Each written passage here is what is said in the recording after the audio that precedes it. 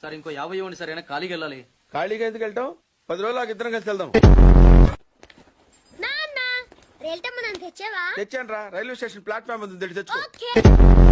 ఏమండి బాగున్నారా? బానే ఉన్నానండి, ఇంకా బీపీ షుగర్ ఏం రాలేదు. శనివారం వస్తా అన్నారు, శుక్రవారం వచ్చారేంటి? ఇచ్చే స్టేషన్ లో పడుకొని రేపు పొద్దున్నే వస్తాను. స్నానానికి నీళ్లు పెట్టించమంటారా? ఎందుకు? డైరెక్ట్ గా నూతులు దూకేస్తాను, సాయంత్రం దించండి. రాగానే మొదలెట్టావా? ఊరుకన్నా నువ్వు కూడా అలాగే మాట్లాడతావు. రాగానే పెళ్ళని తిట్టాను, నాకేమైనా మనసు లేదనుకున్నావా? వచ్చి ఆల్రెడీ 5 నిమిషాలు అయింది. సారీ అమ్మా, మొన్న ఎంగేజ్మెంట్ కి రాలేకపోయాను. పెళ్లి కొడుకు యావరేజ్ అంటే కదా. వీడు పారిపోయిన తర్వాత నీకు పెళ్ళయింది. ఇంకా నయం, వచ్చిన తర్వాత శోభనం వల్ల లేదు.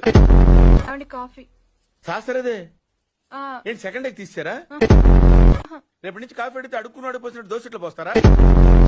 ఉమ్, ఎక్కడికి? సాసర తెద్దామని. మరి దీన్ని ఏం చేయమంటావు? నువ్వు వచ్చే వరకు ఒలింపిక్ జ్యోతిని పట్టుకున్నట్టు ఇలా పట్టుకుని నిలబడినా ఇవ్వండి. విసుకుంటావంటే నేనా? మరి నేనా? కాఫీ శాస్త్రం ఉంది కదండి.